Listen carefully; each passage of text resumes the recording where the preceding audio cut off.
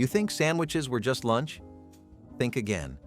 In factory break rooms and job site coolers across America, working men built towering creations that fueled hard labor and honest living. Let's dig into 60 working man sandwiches from the 1980s you'll never taste again. Creamed chipped beef on toast, or as anyone who ever served in the military will tell you, SOS. No, not a cry for help, though it looked like one. This was dried beef, shredded and stirred into a thick, milky white sauce with a bit of pepper and sometimes a touch of Worcestershire if you were fancy. Then it got spooned over toast, or biscuits, or whatever bread you had. It was a direct descendant of World War II rations. But by the 1970s, it had made its way into American homes, school cafeterias, and greasy spoon diners across the country. It was salty. It was creamy. It looked like a mistake, but somehow, it kept getting made and loved. It was affordable, filling, and tasted better than it had any right to. Parents made it because it used cheap pantry ingredients. Diners served it with coffee refills. Kids ate it because they did not know any better, then grew up craving it again. It might not be pretty, but it is unforgettable. Still, not everything on this list is heavy. Some sandwiches were just simple, clever ways to use what was left on the breakfast table, and a little sweet on the side.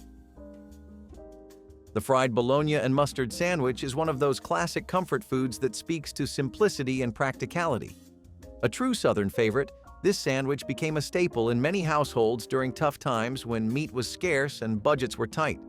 Bologna, a processed meat that was inexpensive and easy to find, was fried until it curled up, creating crispy, golden edges that added texture and flavor to the sandwich.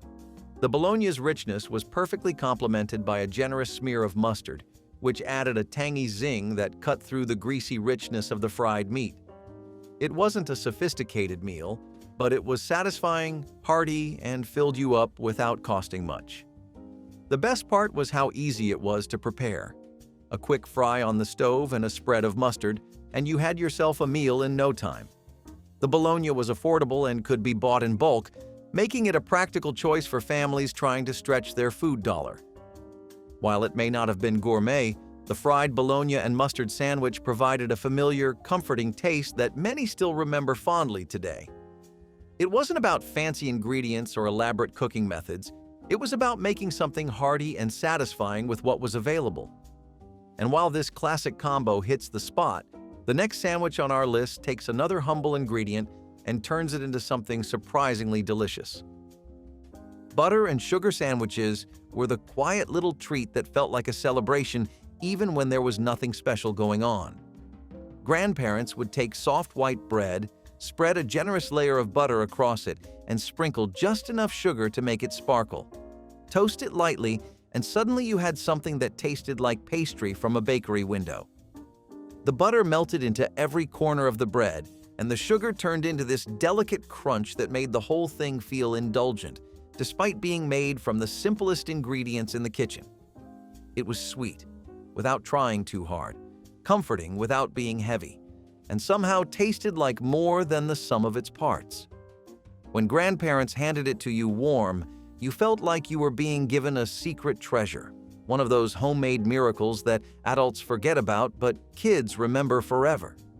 It was cheap, but it never tasted cheap. The flavor made you feel like you were eating dessert, even though it was technically just bread, butter, and sugar. Maybe that is why it stuck with so many people. It was the taste of being young, of having someone take the time to make you something small but meaningful. Butter and sugar sandwiches were proof that the simplest foods could make the biggest memories, and that a tiny bit of sweetness could carry you a long way.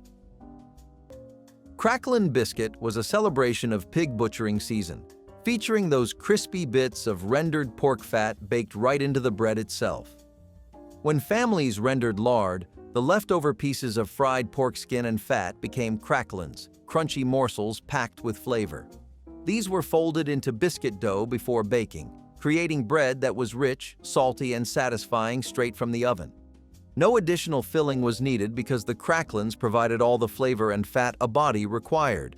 Split and buttered while still warm, these biscuits represented abundance during the season when fresh pork was available. The cracklins added textural interest, their crunch contrasting with the tender biscuit surrounding them.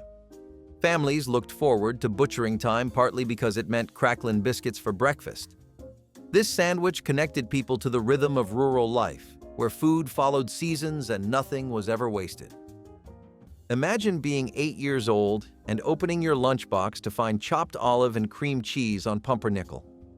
Either your mom was ahead of her time, or she found an old cocktail recipe card and just went with it. This sandwich was salty, tangy, creamy, and somehow kind of grown up.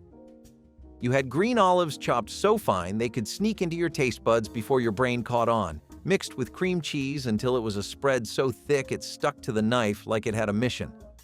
All of that smeared onto a slice of deep, dark pumpernickel that practically demanded you respect it.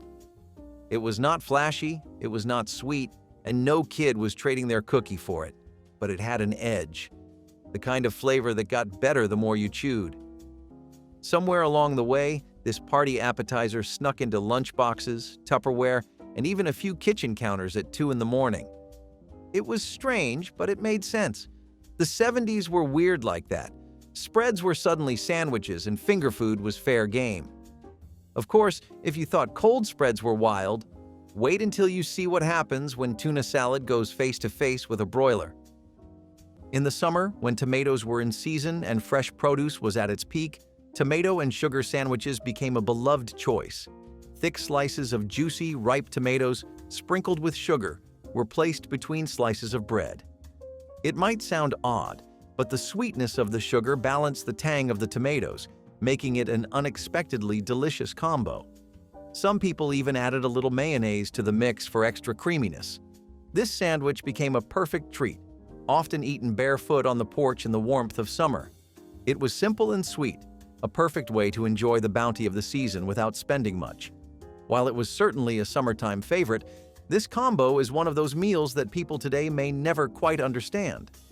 But if you think this sweet and savory duo is odd, the next sandwich is even more unconventional. Bologna and potato salad sandwiches were just as effective at getting the entire family on the table and doubling as the perfect school lunch for your kid. Grade 5 or high school, none of that mattered, because even adults well into their career enjoyed these. People working long jobs would pack a bologna and potato salad sandwich in their backpack to ensure all their food needs were met.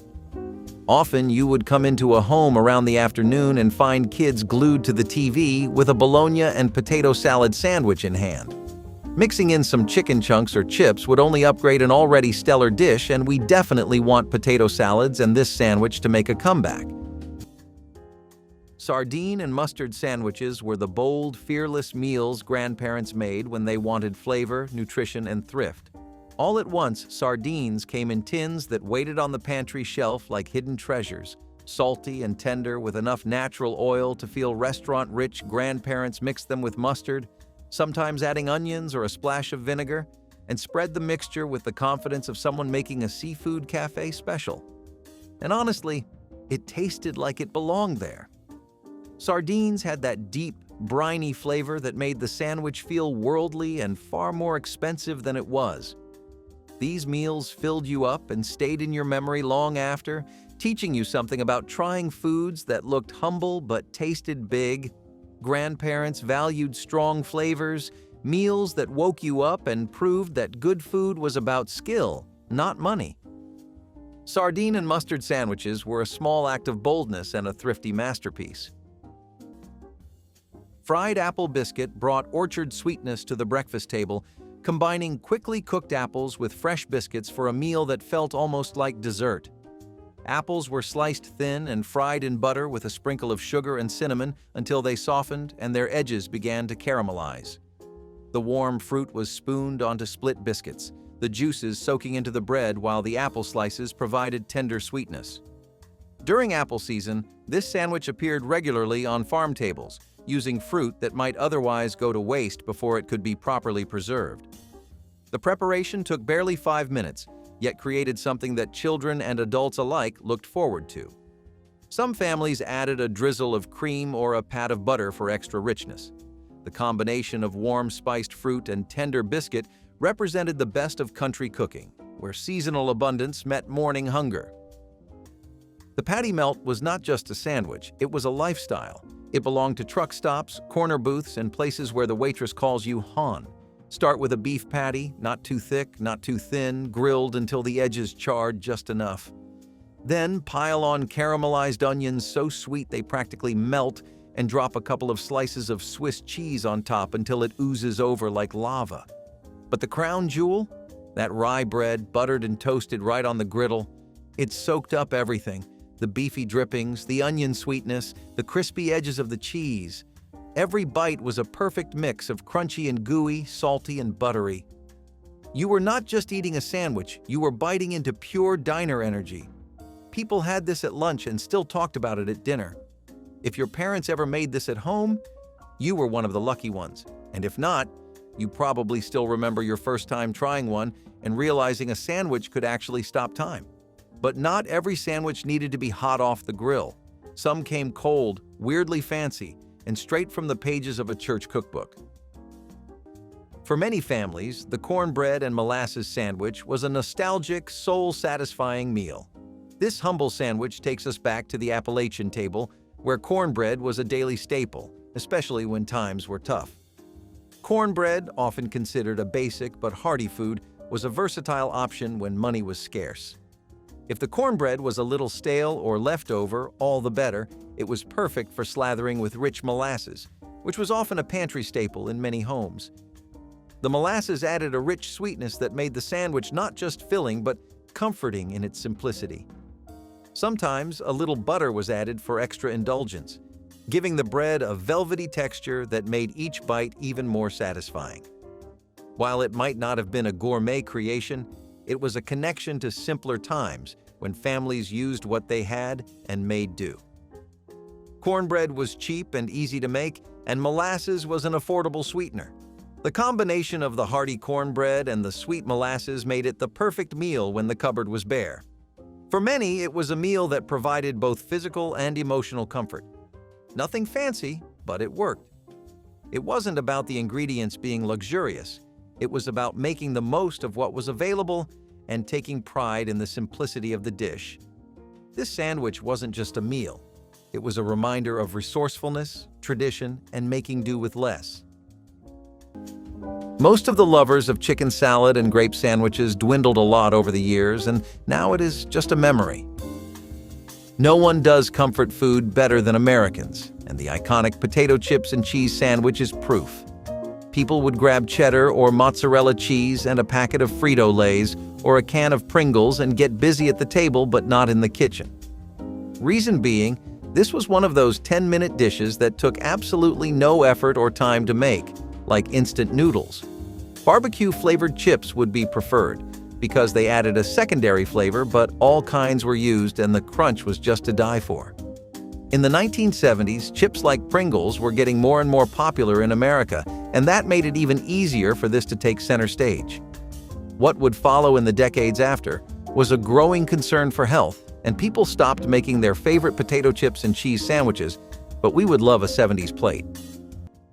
Peanut butter and syrup sandwiches were the sweet salvation of many childhood afternoons, the kind of cheap but delicious treat grandparents made when you wanted something special without spending a penny. They would spread peanut butter thick across bread and drizzle syrup over it until it created this sticky, shiny layer that tasted like some kind of homemade bakery filling. When the two blended together, the flavor became warm, nutty, and sweet in a way that made you forget this was supposed to be a budget meal.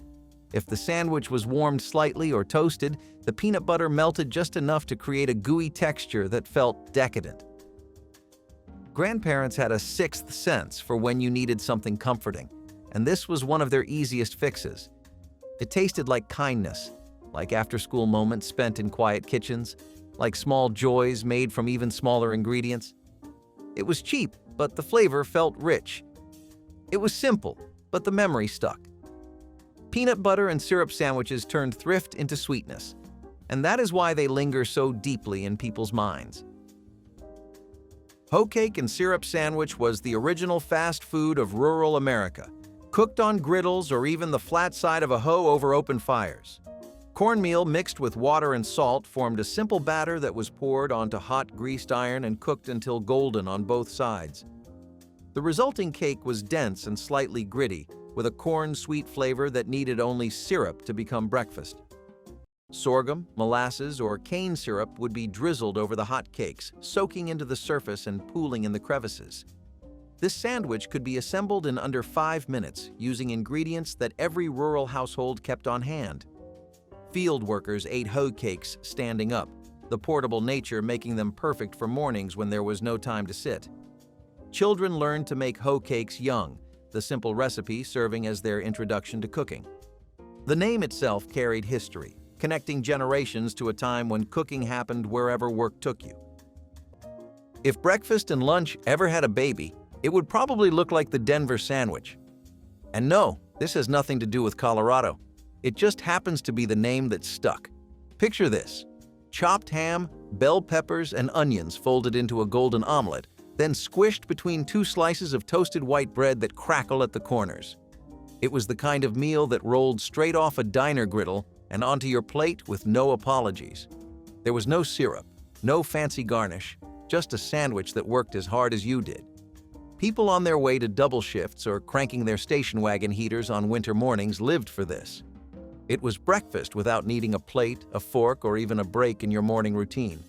The egg made it feel like something your mom would cook, while the sandwich form made it fast enough to eat one-handed while pumping gas. Somehow both comforting and chaotic, it became a regular in greasy spoons across the country. You could smell it before it even hit the table. And while the Denver sandwich was bold, our next one turned cheap meat into high art, or at least into something that sizzled like it mattered. Sometimes a quick and simple solution was needed when the month's budget was running low. Enter the cold hot dog slices and ketchup sandwich. This sandwich was made with leftover hot dogs, sliced cold, and slathered with ketchup between slices of bread. It wasn't fancy, but it was cheap, easy to make, and comforting.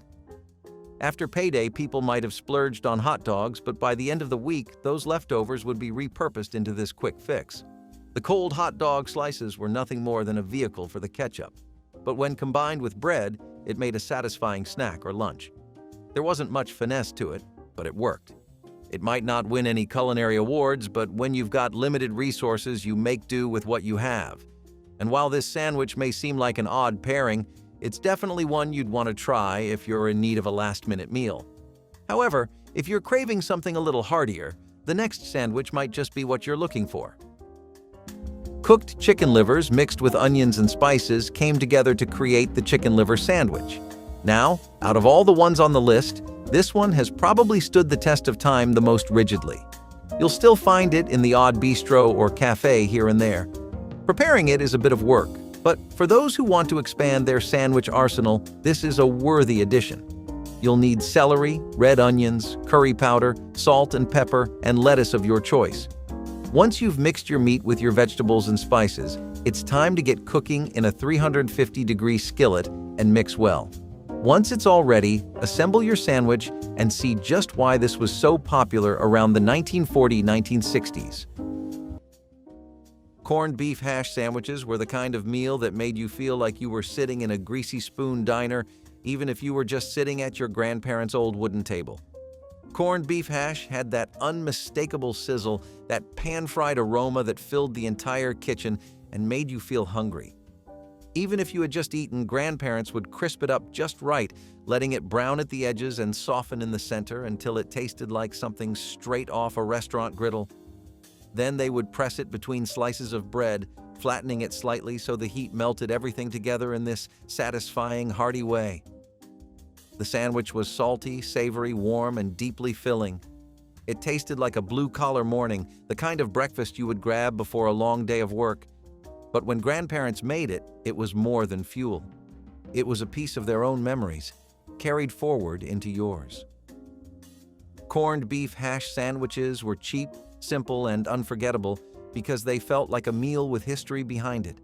Every bite tasted like the countless mornings grandparents woke early, cooked quickly, and made sure everyone started the day full. They transformed canned or leftover hash into something that tasted miles above its humble ingredients. egg and onion sandwich was a savory breakfast that stretched resources by adding cheap vegetables to precious eggs. Onions were sliced thin and fried in bacon grease or butter until soft and slightly caramelized, their sharp bite mellowing into sweetness. Eggs were cracked directly into the onions, scrambled together until just set, then piled onto bread or biscuits.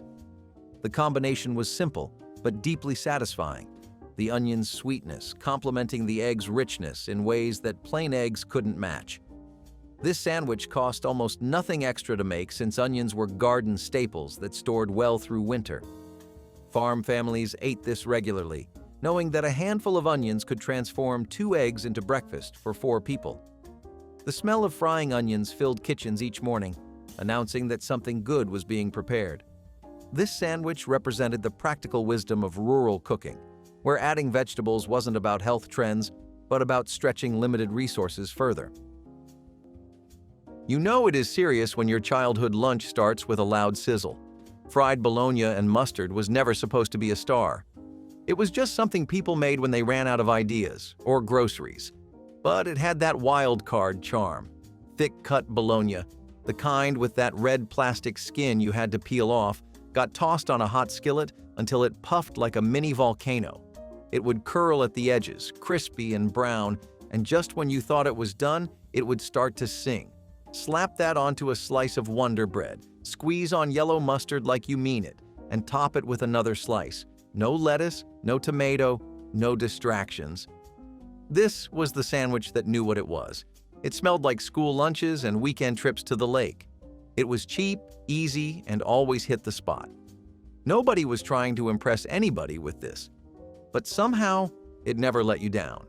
The meat might have been humble, but it had attitude, and the mustard made sure it got noticed.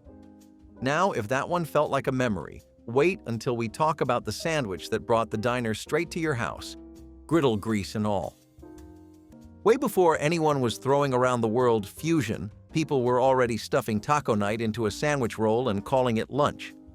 The taco-inspired ground beef sandwich was a bold, brilliant mess of spicy ground beef seasoned with chili powder, cumin, and whatever was on hand. This was the 70s after all. If it came in a seasoning packet, it was probably fair game. The meat got piled high into a soft hoagie roll, topped with shredded cheddar, crisp lettuce, and sometimes a few sad tomatoes trying to keep up. Every bite was an explosion of salty heat and melty cheese. It was not clean, it was not elegant, but it was delicious. This was comfort food that was borrowed from the taco truck before taco trucks were even a thing. You could find it at school cafeterias, mom-and-pop diners, and even in the occasional backyard cookout where somebody decided to get creative. The bread soaked up all that seasoned grease and somehow it just worked. You were not going to win any awards for presentation, but your taste buds would be too busy partying to care. And speaking of comfort food with attitude, the next sandwich on our list came straight from the king himself, and probably your aunt's frying pan. If you've ever opened a can of sardines, you know it has a distinct, strong flavor, one that isn't for everyone. But during the Great Depression, a canned sardine and mayo sandwich was a common lunch that stretched a tight budget. Sardines were affordable, packed with protein, and could sit on the shelf for ages. They weren't just easy to find, they were easy to store. The fish was mashed up with mayonnaise, often with a little bit of onion for extra bite, then slathered between slices of bread. Though the flavor might have been an acquired taste, it was a filling meal that kept hunger at bay. And with the mayo adding creaminess, it was surprisingly comforting. While sardines may not be the most glamorous fish, they certainly played an important role in feeding families during tough times. You might think this sandwich is a strange mix, but it's actually a great way to get protein when the pantry's running low. And while sardines gave you that fishy flavor, it was about to get a little more sweet and creamy with the next sandwich on our list. Remember what chilly days at Graham's called for back in the day? If you guessed hot turkey sandwich, you're absolutely right. This sandwich was another one of Grandma's delicious ways of using up leftover turkey from Thanksgiving. This sandwich featured slices of tender turkey served hot, often open-faced, with a generous ladle of rich, savory gravy poured over the top. Sounds delicious, right? Grandma made her hot turkey sandwich special with the gravy. Whether she made it from scratch with turkey drippings or used a trusted recipe, the rich gravy soaked into the bread, making each bite juicy and flavorful. She knew that nothing went to waste, and the hot turkey sandwich was a delicious way to make the most of those leftovers. Cold meatloaf sandwiches were the unsung heroes of leftover night, the kind of meal that made you forget leftovers did not always have to feel like a downgrade. A slice of meatloaf, chilled just enough to hold its shape, was placed between soft bread and topped with mustard, ketchup, or whatever condiments were around. Grandparents knew the trick. Cold meatloaf had flavor that settled in overnight, making every bite taste even better than it did the day before. The sandwich felt like something you would order from a deli, thick, meaty, and packed with flavor that did not need any heating up. It was the definition of cheap food tasting expensive. Grandparents sliced it with the kind of confidence that came from thousands of meals served over a lifetime, and they always knew exactly how thick the slice needed to be to make the sandwich perfect. You would bite into it and suddenly remember how good simple food could be. Cold meatloaf sandwiches were proof that leftovers could shine, that yesterday's dinner could become today's comfort, and that grandparents had a way of making everything feel just a little better with the right touch.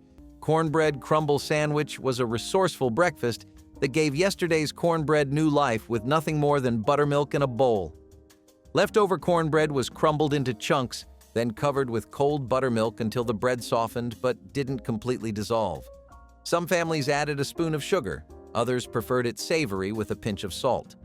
The mixture was eaten with a spoon but carried the same satisfaction as any handheld sandwich. This wasn't elegant food, but rather survival cuisine that wasted nothing and provided genuine nourishment. The tangy buttermilk combined with the sweet cornmeal created a flavor profile that was distinctly Southern and deeply comforting. Farm families ate this during summer months when cold food appealed more than hot biscuits. Children grew up with this as a familiar breakfast option, never questioning its unusual form. The sandwich represented practical wisdom, showing how creativity could transform leftovers into something worth eating. Now this one had drama. The tuna boat melt was not just a sandwich, it was an event. You start with a sub roll, soft in the middle, split open like it is waiting for a miracle. In goes a scoop of tuna salad, but not the watery kind. This was chunky, mayo-rich, maybe with a little celery if you were lucky. Then come the tomato slices, thin, juicy, and laid down like armor. And finally, cheddar cheese, shredded, sliced, whatever worked, blanketing the whole thing like a warm hug. Slide the whole sandwich under a broiler and wait. That is the moment things change. The edges of the bread crisp up, the cheese bubbles and browns, and the tomato softens just enough to soak into the tuna. You pull it out just in time to stop it from burning, but almost wish it had. This was the sandwich version of comfort food theater. It smelled like warmth. It looked like golden perfection. It tasted like something way fancier than it was.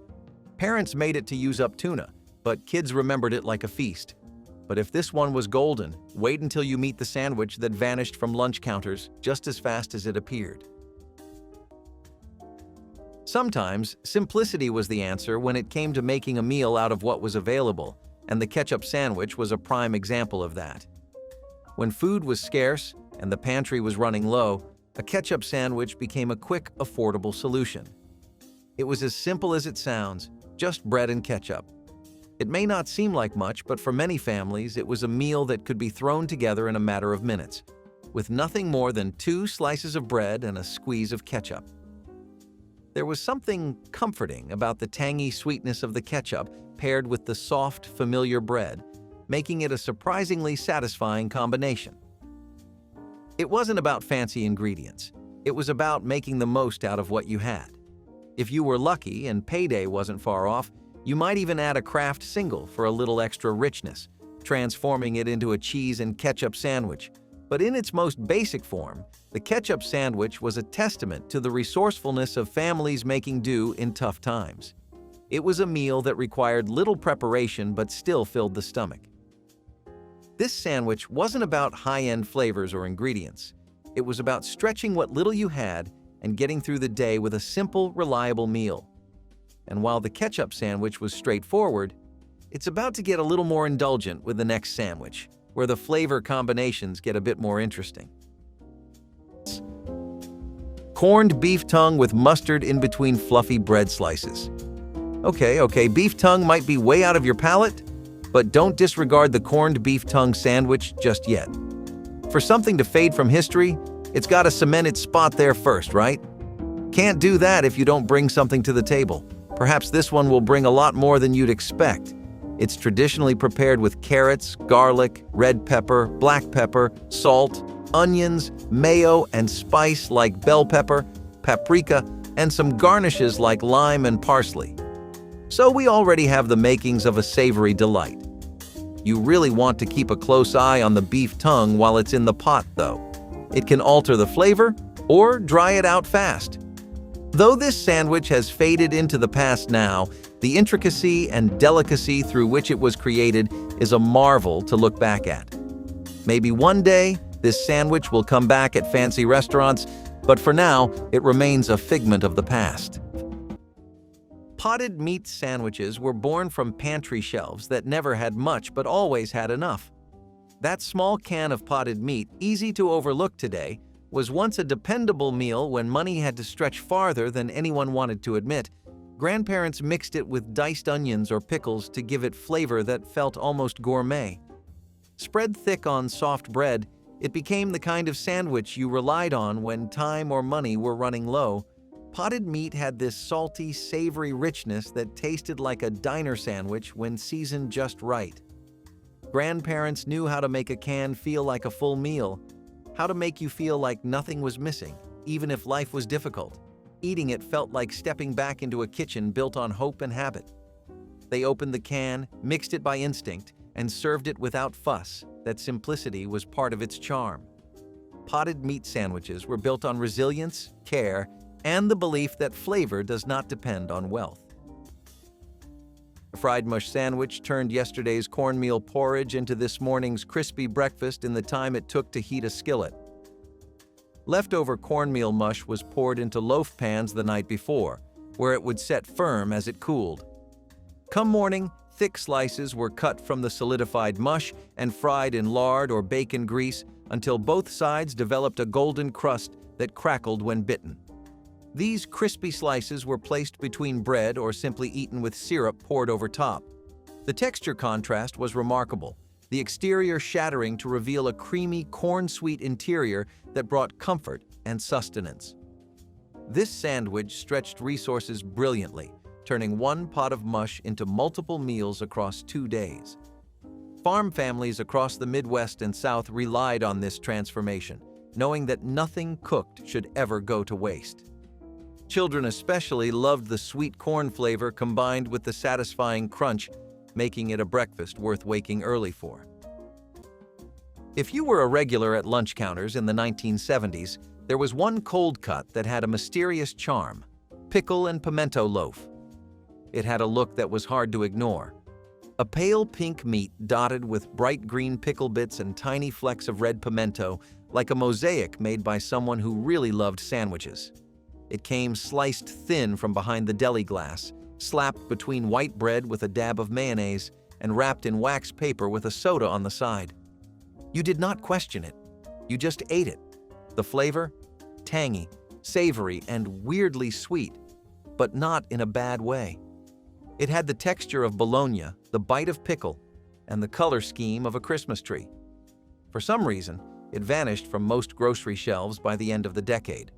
Maybe tastes changed, or maybe we just stopped putting pickles inside our meat. But back then, it was an easy go-to, a bit of fun, and a total conversation starter if you pulled it out during lunch break. Of course, if you thought that sandwich was messy looking, just wait until we dive into the one that was literally impossible to eat without getting sauce all over your hands and loving it. Fried cornmeal cake sandwich was a quick breakfast made from pantry staples that every rural household kept on hand. Cornmeal was mixed with water, salt, and maybe a bit of sugar to form a thick batter that was spooned into a hot greased skillet. The cakes fried quickly, developing crispy golden exteriors while staying tender inside, their corn-sweet flavor needing little enhancement. Eaten between bread slices or simply stacked and drizzled with syrup, these cakes provided carbohydrates and energy for the day ahead. The preparation took barely 5 minutes from mixing bowl to plate, making it perfect for mornings when time was short. Cornmeal was cheap and shelf-stable, available even when other ingredients ran low. Children grew up eating these cakes without complaint, their simple flavor becoming associated with home and comfort. This sandwich proved that breakfast didn't require expensive ingredients, just a hot skillet and the knowledge passed down through generations of country cooks. Pickle and cheese sandwiches were one of those odd-sounding combinations that grandparents made with total confidence, and once you tried it, you understood exactly why the crunch of a pickle and the smoothness of cheese came together in a way that felt like something from a delicatessen, not a frugal home kitchen. The saltiness of the pickle balanced perfectly with the mild creaminess of the cheese, making each bite feel bright and satisfying. Grandparents knew how to pair flavors instinctively, using whatever they had on hand to create something cheap but memorable. Sometimes the sandwich was toasted, making the cheese soften just enough to cling to the pickle slices and turn the whole thing into a warm, melty, tangy treat. Other times it was served cold, which only sharpened the refreshing snap of the pickle. Either way, the sandwich always tasted like more than the ingredients suggested.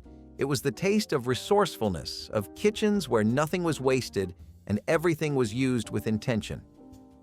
Pickle and cheese sandwiches were proof that inexpensive food could still feel exciting and full of personality. The scrapple sandwich is exactly what the name suggests: fried slices of scrapple on bread. Traditionally, this sandwich would be sliced and prepared in a skillet, under a thick layer of eggs. It definitely became popular around the Maryland to New York district, but the recipe itself is properly ancient. An 1853 extract from a cookbook advises using pork that wouldn't be suitable for sausage. It was also popular for its health benefits. It can be made in a variety of ways, and some people include crispy cabbage on top and make it into a waffle with mayo. Mix and match and see what works best for you. Maybe you'll find something worth sharing. But for now, the scrapple sandwich can only be something you create. With its popularity last seen in the mid-1850s, this sandwich is something that we can only find in old extracts now. When food was scarce, nothing went to waste, and the leftover bean sandwich is the perfect example of how resourceful families could be. Whether you had baked beans, pintos, or navy beans left from a previous meal, they made the perfect filling for a sandwich. The beans were mashed up and spread between slices of bread, turning them into a hearty meal that was both filling and cost-effective. While onions could be added for a little extra flavor, this sandwich was great in its simplest form. It didn't require any fancy ingredients, just what you had left in the fridge. The beans added protein and substance, making it a satisfying meal that could get you through a long day. This sandwich wasn't about perfection. It was about making the most of what you had and turning leftovers into something practical. It was the kind of meal that didn't need much to make it taste good. So, while leftover beans might not have been the highlight of the dinner table, they certainly played an important role when it came time to put together a quick lunch or snack. But if you think beans on bread are a clever solution, the next sandwich might just have you rethinking your idea of what makes a satisfying meal. Elvis did not invent the grilled peanut butter and banana sandwich, but he sure made it famous. This was a sandwich with soul. It started simple: 2 slices of soft white bread, a thick slather of peanut butter, and banana slices lined up like records on a shelf. Then, just when you thought it was done, someone threw it on a griddle with butter until it crisped and caramelized into something magical. The peanut butter melted, the banana got warm and gooey, and the outside toasted to golden brown perfection. It was sweet, salty, sticky, and just a little over the top, like every good memory from a Saturday morning. Whether you were 5 or 50, this sandwich hit all the right notes. Some people added honey, others tossed in bacon, and a few adventurous souls even threw in some cinnamon. But the classic version stood tall, proud, and a little indulgent. It was the kind of sandwich your aunt made when she wanted to spoil you without breaking the bank. It filled you up, slowed you down, and made you feel like life was okay, if only for a moment. But if you thought Elvis had taste, wait until you see what happens when Spam and pineapple get tossed into the same sandwich and actually make sense. When it came to making meals stretch further, the sloppy cornbread sandwich was a masterclass in using leftovers creatively. Crumbled cornbread, often from the night before, was paired with whatever stew, beans, or gravy was left over. The key was taking what was already cooked and giving it a second life in sandwich form. The cornbread soaked up all the savory goodness from the stew or beans, making each bite rich and flavorful. It wasn't pretty, but it was hearty and filling, perfect for when there wasn't enough time or money to cook something new. This sandwich was a clever way to use up those last bits of food, and it was satisfying enough to keep people going for the rest of the day. It wasn't the kind of sandwich you'd find in a fancy restaurant, but it worked wonders for anyone looking to get the most out of their meals. But if you think cornbread and beans are a great combo, just wait until you discover the next sandwich, which takes the humble potato and turns it into something simple but delicious. Pickles come in pairs with olives, so it is only right to mention cream cheese and olive sandwiches next. Cream cheese was an ingredient that was already a staple in many American homes because of its popularity in desserts around the 1970s. Olives are, well, olives, and if you do not have a bottle always ready to go, you need to reevaluate your grocery shopping list for this month. Mixing the two made both substantially better, like those power-ups Iron Man gets whenever he puts on a bulkier suit. If people felt really fancy, they would put the olives on the stove for a while and have them fried. Not only was it great on its own, but people also did not stop at just frying. Both of them made for really awesome toppings on meat-based sandwiches. We would not mind seeing more olives on our plate today for sure. They are a classic we feel work in any era. Ham salad sandwiches were the kind of thrift brilliance grandparents mastered without ever bragging about it. They would take leftover ham, chop it with practiced ease, and mix it with mayonnaise, relish, and a touch of mustard until it became a creamy, tangy blend that tasted like something from a small-town deli. Spread thick on soft bread, it felt like a proper lunch even though it came from scraps and habit.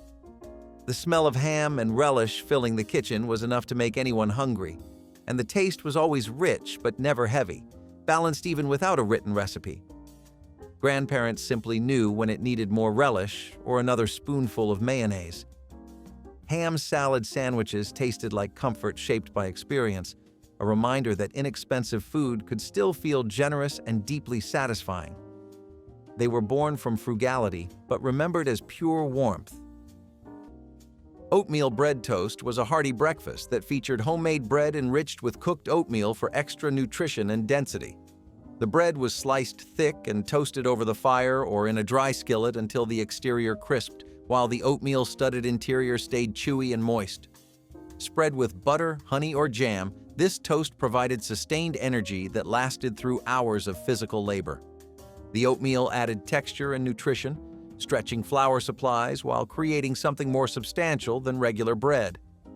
Farm wives baked this bread regularly, knowing it would keep their families fuller longer than lighter loaves. Children often preferred it to plain bread because the oatmeal added slight sweetness and interesting texture. This toast could be prepared in minutes once the bread was baked, making it practical for busy mornings.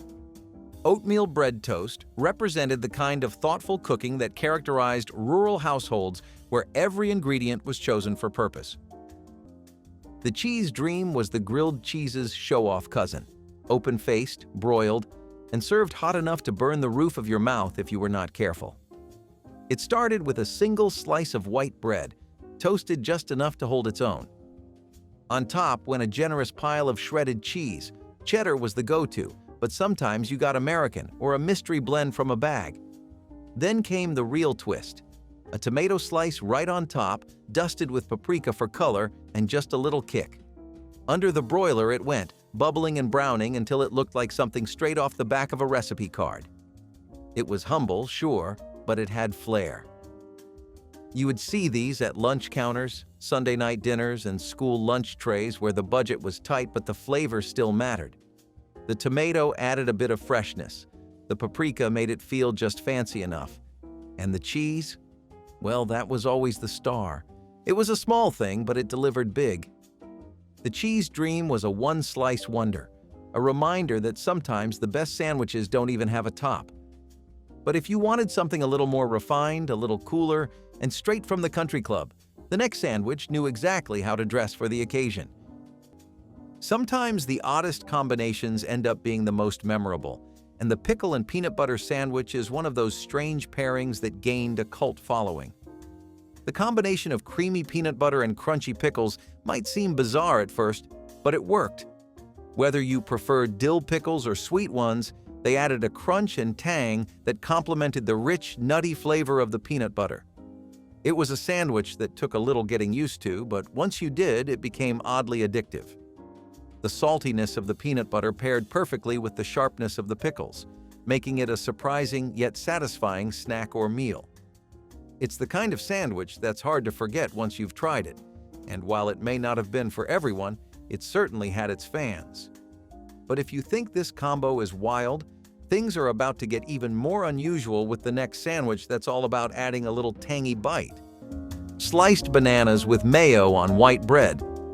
This banana and mayonnaise sandwich is a bit of a wild card for sure, but keep an open mind because the South definitely does, which is where this interesting creation finds its origins.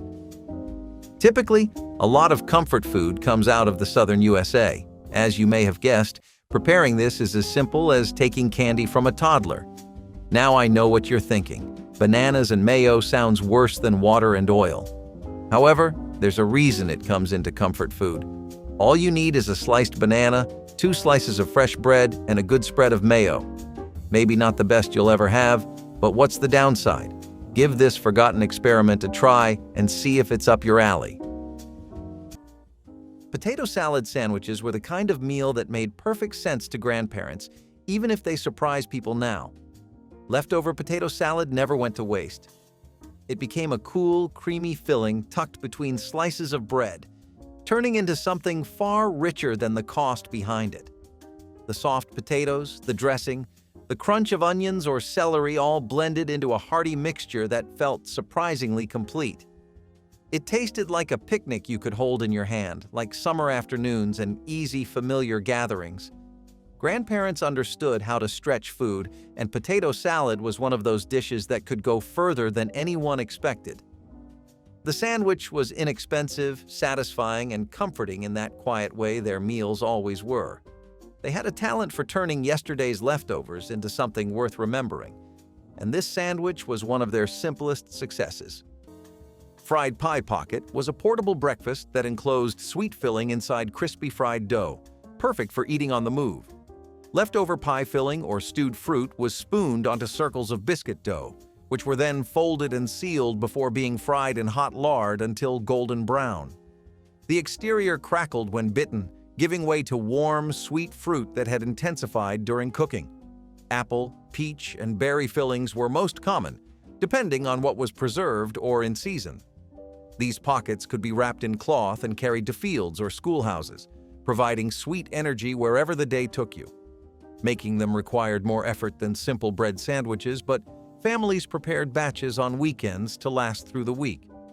The fried dough's richness combined with fruit's tartness created something genuinely delicious. Fried pie pockets represented the Southern tradition of turning simple ingredients into food worth remembering. Spam and pineapple might sound like a dare, but in the 1970s, it was practically dinner. This sandwich was all about stretching the rules and the budget. A thick slice of Spam got pan-fried until it was brown and crispy around the edges, then placed on a hamburger bun like it belonged there. Then came the twist. A pineapple ring, right on top. Not fresh pineapple, mind you. We are talking about the canned kind, sweet and syrupy, straight from the tin. The two came together like an accidental masterpiece. Salty, smoky Spam playing off the sugary tang of the pineapple in a way that confused your brain but delighted your taste buds. Some people added a bit of mustard, others just left it at that. Either way, it was weirdly good. Spam was everywhere during the war and stuck around long after, and by the 70s, folks had gotten creative with it. This sandwich was born out of necessity and stayed for nostalgia. It was quick, affordable, and always sparked conversation. Even if you did not like it, you remembered it. But if you were not into tropical flair, maybe you preferred your cheese melted and broiled to golden glory. Open-faced and unapologetically old school. The mayonnaise and lettuce sandwich may seem like an odd combination at first, but it was a simple, satisfying meal for many families during tough times. Before the era of trendy BLTs and elaborate sandwiches, this humble sandwich was a go-to for those looking for something fresh and easy to prepare. Made with crisp iceberg lettuce and creamy mayonnaise, it provided a refreshing crunch and rich flavor, often when other ingredients were too expensive or scarce. Iceberg lettuce was inexpensive and readily available, making it the perfect base for this sandwich. The mayonnaise added a creamy texture, making each bite smooth and comforting. While this sandwich may not have been fancy, it was beloved for its simplicity and the way it brightened up an otherwise basic meal. In times when fresh produce was limited, the lettuce offered a rare dose of green, and the mayo brought a touch of indulgence. It wasn't a sandwich for a gourmet feast, but it was a practical and affordable meal when resources were stretched thin. For many families, the mayonnaise and lettuce sandwich was the only fresh food they could afford. It wasn't about gourmet ingredients or complex flavors. It was about making do with what was available, and it worked. This sandwich served as a reminder of how, sometimes, the simplest meals are the ones that bring comfort. But if you think this sandwich was basic, wait until you see what's next, where the simplicity of the meal gets a little more daring. The bacon and peanut butter sandwich was one that caught our eyes the most. Crispy bacon paired with peanut butter sounded like a combination that could just work somehow. This was a no-brainer for Americans. If their left kidney is sustained by peanut butter, the right is sustained by bacon. Both together probably provide just the right amount of fuel to get through the day or a grueling 9-to-5 shift. A great condiment to go with this is unsweetened ketchup, because most ketchups today have artificial sweeteners. This isn't as popular as it used to be, but it hasn't declined enough in renown that it's that outlandish of an idea. Give it a try some weekend, you might be pleasantly surprised. Sautéed or caramelized onions provide just the right complementary flavor to the crispy bacon, while also not overloading your taste buds because of the peanut butter. Egg and onion sandwiches were proof that you did not need much to make something stick with you, and grandparents understood that better than anyone. They would boil eggs the way only older hands know how, never cracking and always perfectly tender. Then came the onions, diced sharp and small enough to blend into the mix, but bold enough to give the sandwich its signature kick. Add a spoonful of mayonnaise or a tiny splash of vinegar, and suddenly you had the kind of filling that could feed a whole table without anyone feeling shortchanged. Grandparents scooped the mixture onto soft bread with a seriousness that made you think you were eating something far fancier. The sandwich had the creaminess of a corner deli order and the bite of something crafted by someone who knew how to stretch every ingredient. Maybe it was the onion that made it feel grown up, or the eggs that made it feel comforting, or the way grandparents piled it on thick. Whatever the reason, it tasted far bigger than its small cost. Egg and onion sandwiches were quiet generosity served between two slices of bread. Lard and sugar bread was perhaps the simplest forgotten breakfast, nothing more than homemade bread spread with fresh lard and sprinkled with white sugar. The lard provided richness and fat that stuck to ribs during long mornings of work. The sugar added sweetness that made the combination feel almost indulgent. Children especially loved this sandwich, the sugar crystals crunching slightly against the smooth lard and soft bread. Making it took barely a minute, perfect for busy mornings when the wood stove was needed for other cooking. During the Depression and war years, this sandwich fed countless families when other breakfast options weren't available or affordable. The taste seems strange to modern palates accustomed to butter, but for generations raised on lard, this sandwich represented comfort and normalcy. It was food that didn't pretend to be fancy, yet delivered exactly what a body needed to start the day. You knew the Red Devil logo before you ever tasted it. That Underwood deviled ham can have a certain energy to it, bold, strange, and just a little too happy for what was inside. Still, one taste and you got it. Deviled ham salad was the low-key hero of school lunches and late-night sandwiches. It was creamy, salty, a little tangy, and just weird enough to make you wonder how it became so popular. Mix that canned meat paste with mayonnaise and relish, maybe a dash of mustard if you were daring, and you had a spread that knew how to work a slice of white bread. It was chilled, it was comforting, and it stuck to the roof of your mouth like a secret you could not wait to tell. This was the kind of sandwich you did not brag about, but secretly loved.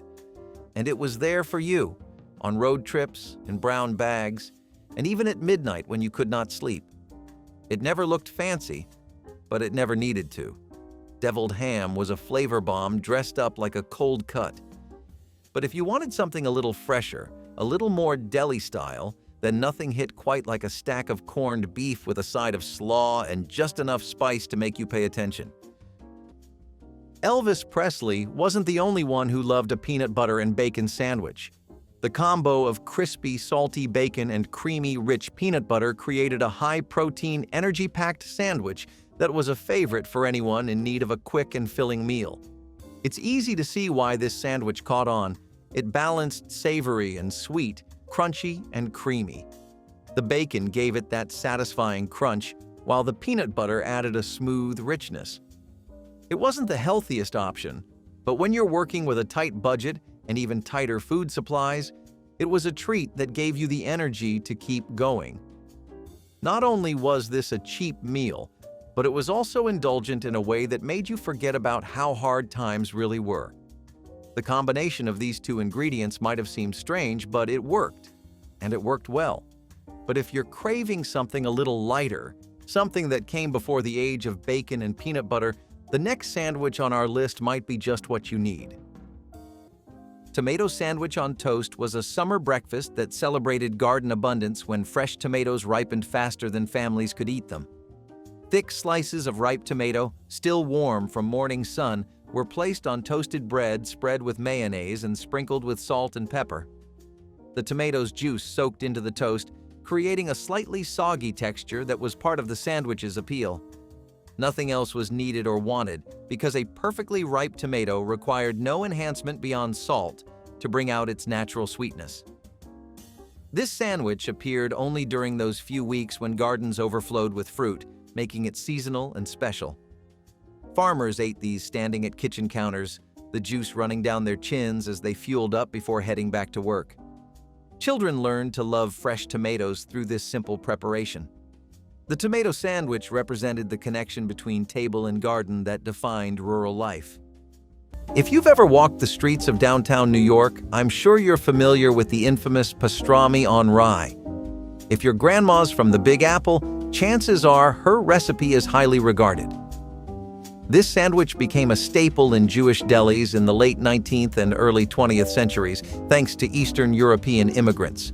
This one just featured an old-fashioned slice of pastrami on rye bread and a dollop of mustard. Grandma knew that when it came to sandwiches, sometimes less is more, and pastrami on rye is the perfect example of that. But hey, don't forget no pastrami on rye is complete without a pickle on the side. The tartness of a dill pickle or the sweetness of a bread and butter pickle is the perfect contrast to the savory pastrami. Leftover roast vegetable sandwiches were the kind of meal grandparents made when they refused to let anything go to waste. After dinner, they would gather whatever vegetables were left in the pan, fry them up in a little oil or leftover drippings, and stack them high between slices of bread. Carrots, potatoes, onions, squash, and anything else that happened to be sitting in the bowl all came together into something far better than you expected.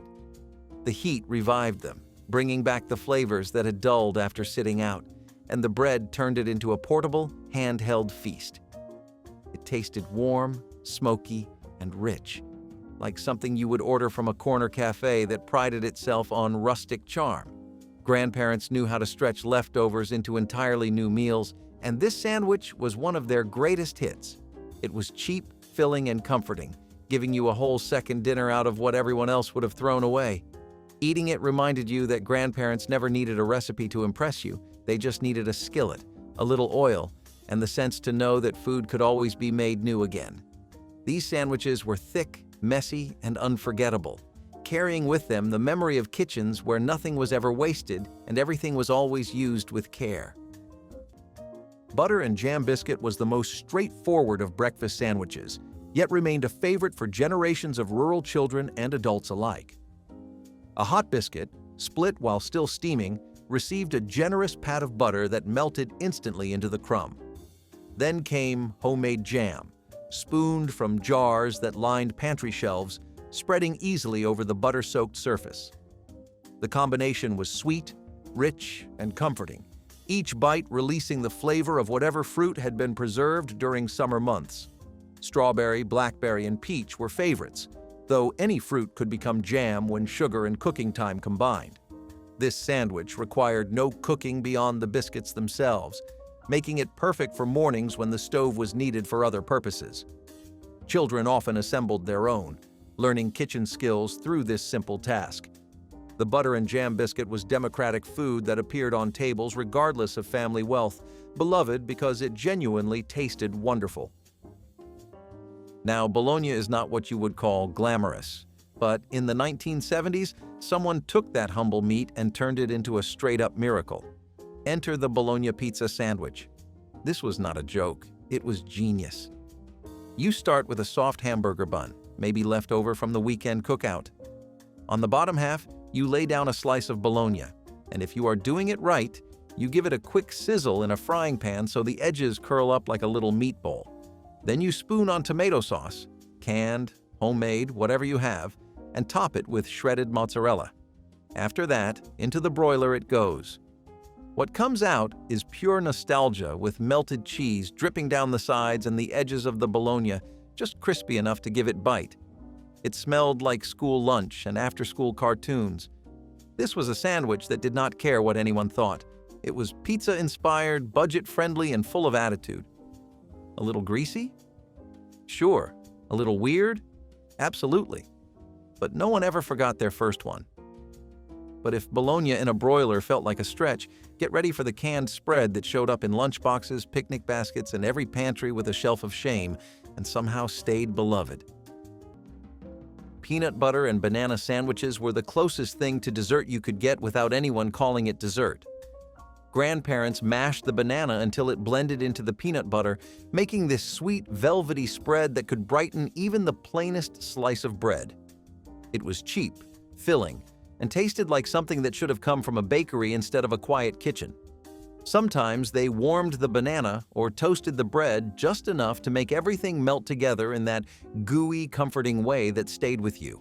It was a sandwich that tasted like effort, even though it cost almost nothing. Grandparents knew how to turn 3 ingredients into something that felt special, and this sandwich was proof. It reminded you of slow afternoons and simple comforts that feel distant now. Maybe that is why people still crave it today. Grandparents did not measure or follow rules. They just mashed, stirred, and spread until it felt right. And somehow, it always was. Peanut butter and banana sandwiches were a treat disguised as lunch, a bit of love disguised as food. You have not seen experimental until you have seen a tuna and apple sandwich. Exactly what it sounds like and worse in reality than in your imagination, a tuna salad mixed with chopped apple slices on white bread. Yes, that is literally the entire concept. And no matter what the fusion food crowd tries to say, we are not trying it or buying into the hype. If only to satisfy the curiosity inside us and scratch that must-try-everything itch would we want this back. But strangely, people in the 70s had the opposite opinion. Cans of Pink Lady tuna and farmers market apples were apparently their idea of a good meal back then. Do you think they were onto something? Maybe we are jumping the gun and should take a note out of their book about being open to new tastes. Fried bologna biscuit was working-class breakfast perfection, featuring that thick-sliced processed meat that became something entirely different when it hit a hot skillet. The bologna was scored around the edges to prevent curling, then fried until the outside caramelized and the edges turned crispy while the center stayed tender. Tucked into a split biscuit with maybe a smear of mustard or a slice of cheese, this sandwich delivered smoky, salty satisfaction that powered morning labor. Bologna cost far less than bacon or country ham, but provided similar richness when properly prepared. Families bought it by the roll from country stores, slicing it thick for breakfast. The frying transformed what many considered cheap lunch meat into something genuinely appealing, the rendered fat creating flavor that plain cold bologna couldn't match. This sandwich represented practical wisdom about making affordable ingredients taste good through proper cooking technique. Sometimes simplicity is key, and the relish and cheese sandwich is the epitome of that principle. A slice of American cheese paired with a dollop of sweet pickle relish was all it took to create this unexpected but surprisingly delicious sandwich. The relish added a little sweetness and tang, while the cheese gave it a creamy, melty texture. It wasn't about fancy ingredients, just bread, cheese, and relish. The sweet and salty combination made it a great quick snack when funds were tight and you needed something to fill you up without breaking the bank. The relish provided a burst of flavor, cutting through the richness of the cheese, and the sandwich itself was easy to put together with ingredients that were often on hand. Even though it may seem like an odd combination, the simplicity of the relish and cheese sandwich made it a popular choice for those who needed something quick and satisfying. Whether you had it as a snack or a meal, it always offered a good balance of flavors. This sandwich wasn't going to win any gourmet awards, but it did the job when you needed a cheap and satisfying meal. Sometimes, it's the simplest combinations that leave the greatest impression. But if you think a slice of cheese and a bit of relish is all you need for a great sandwich, the next one might just take your taste buds by surprise. There is something dangerously comforting about mixing bacon grease with anything sweet, and that is exactly what bacon and apple butter on white bread was. You take crisp, salty bacon, still warm from the skillet, and press it into a slice of soft white bread that has been generously smeared with apple butter. That is it. No lettuce, no cheese, no rules. The combination was 100% homemade magic. It tasted like fall mornings, cast iron skillets, and someone's grandma telling you not to eat too fast. Apple butter gave it this rich, spiced flavor that clung to your mouth just long enough for the bacon to come crashing through. It was smoky. It was sweet. It was not trying to impress anyone. The real win here was in how it reused leftovers. If breakfast was done, and you had a few stray strips of bacon and a jar of apple butter on hand, this sandwich practically made itself. The kind of thing you whipped up while the coffee was still brewing. Maybe it never made it to a diner menu, but it made it to enough hearts to matter. And speaking of sandwiches that mattered, let us talk about the skyscraper of cold cuts that ruled every diner plate with a toothpick flag on top. The apple and mayo sandwich might seem like a strange combination, but it was a surprisingly popular choice during tough times when ingredients were scarce and creativity in the kitchen was key.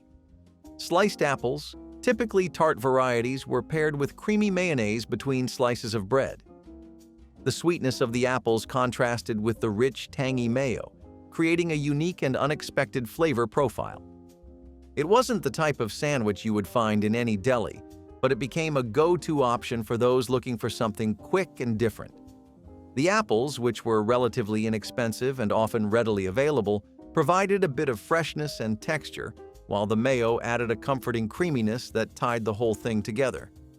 The apple and mayo sandwich was especially popular during times of rationing or when fresh produce was hard to come by, offering a rare chance to enjoy a sweet, crunchy bite.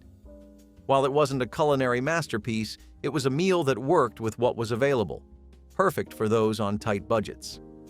The sandwich wasn't fancy, but it had an undeniable charm. For many, it was an odd but delicious treat that felt like a luxury in a world where simple ingredients were used to make the most of every meal.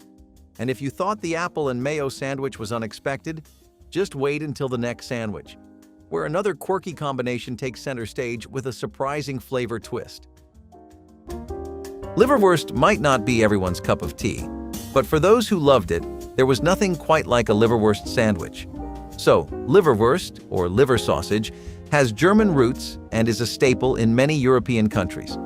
The name liverwurst comes from the German words Leber, which means liver, and Wurst, which means sausage. This one was also made with rye bread and was a common street food in the streets of New York. Grandma gave it a home-like feel by using homemade bread and using fresh veggies and toppings like mustard, pickles, or onions.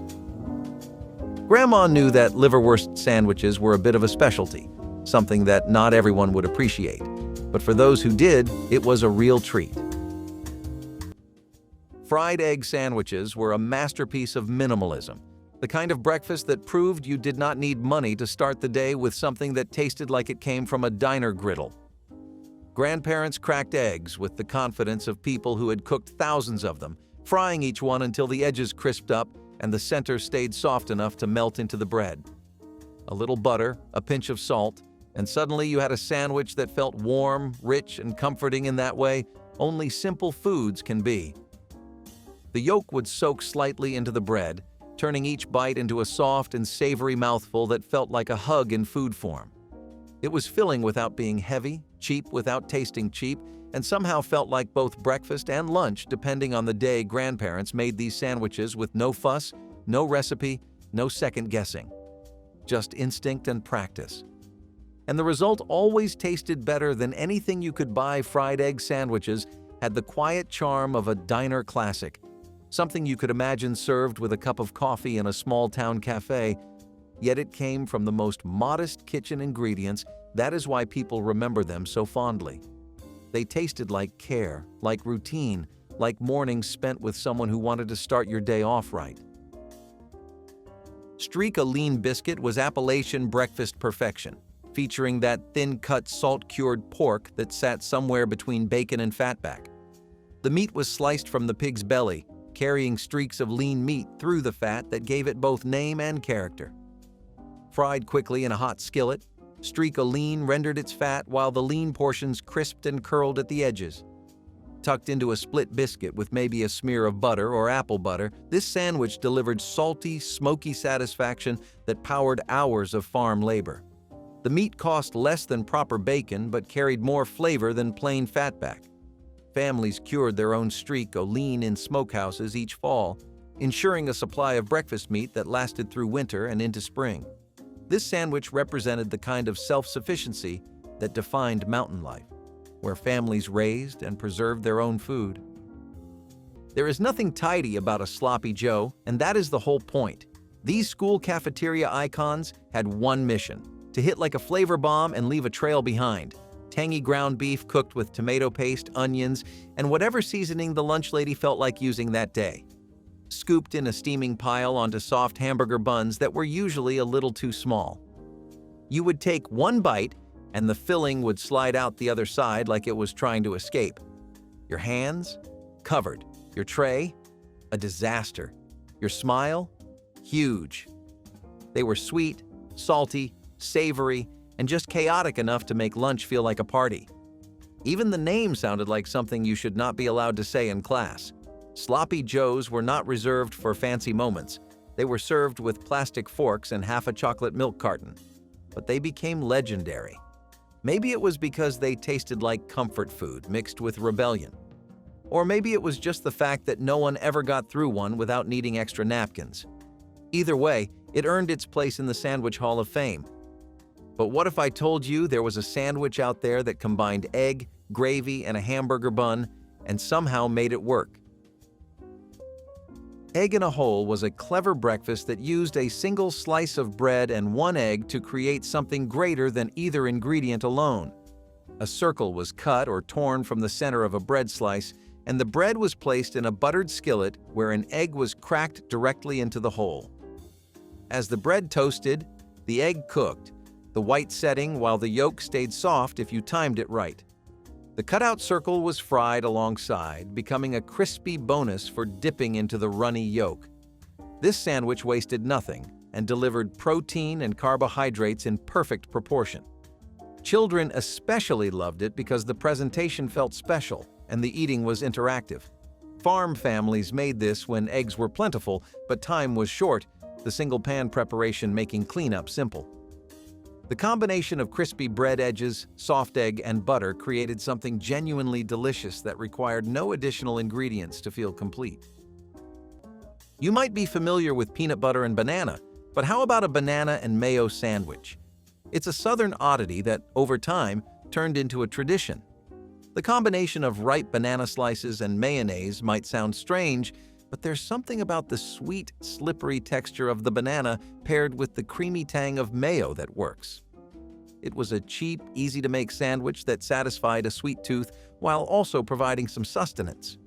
It's not the kind of sandwich you'll find at a deli, but it was a comfort food for many who grew up with it. Over time, it became a quirky favorite, one of those sandwiches that you either love or have no interest in trying at all. But whether you loved it or not, It's hard to forget such a memorable and unexpected combination. And while the banana and mayo sandwich might be a Southern classic, things are about to get even tangier with the next sandwich. Olives might not make a comeback anytime soon in today's world, but they will return on the list with egg and olive sandwiches. Like we said, olives were starting to get really hot as the ideal sandwich topping. Adaptable, flexible, and cheap is all you want out of an accessory to your sandwich. Like those fancy earrings that go perfect with your dress, olives and eggs went together like a Cupid-certified match made in heaven. People went wild around the mid-1970s for hard-boiled eggs and salted olives in their sandwich, green or black.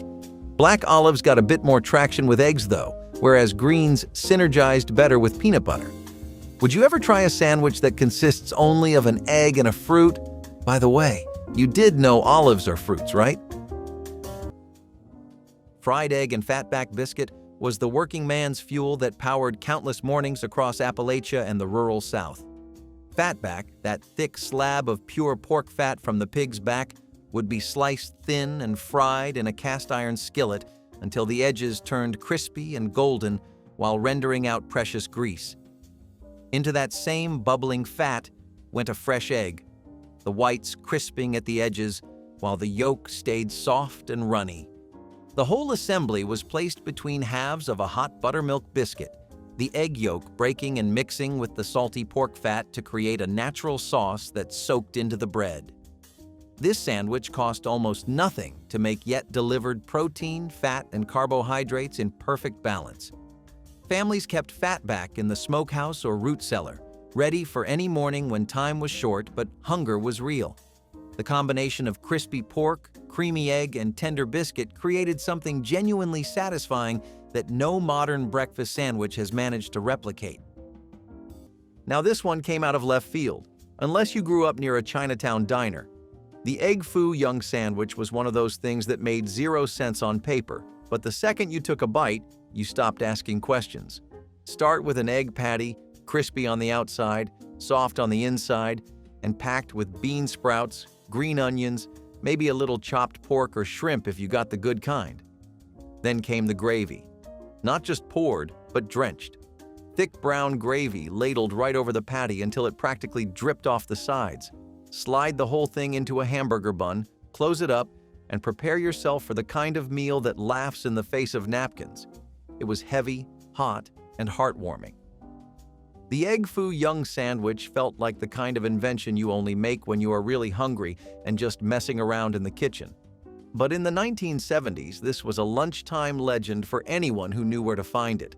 Of course, if you were not lucky enough to live near a place that served one of these, you probably grew up with something even saltier, way more military, and still showing up on diner menus today. The mashed potato sandwich is one of those unassuming comfort foods that became a staple for many families during hard times. When there wasn't much in the pantry, leftover mashed potatoes provided a quick and filling solution. The sandwich itself was simple. Just a hearty serving of mashed potatoes spread between 2 slices of bread. While it might sound basic, the potatoes brought both substance and satisfaction, especially when other food options were limited. The mashed potatoes could be enhanced with black pepper or a drizzle of gravy if you were lucky enough to have it, adding a little extra flavor to what was essentially a very simple dish. The real beauty of the mashed potato sandwich was its versatility. If you had no other ingredients, it could still make a fulfilling meal. It was also a great way to use up leftovers from a previous meal, turning a side dish into the main course. This sandwich wasn't about gourmet flavors or complex ingredients. It was about being resourceful and making the most out of what you had.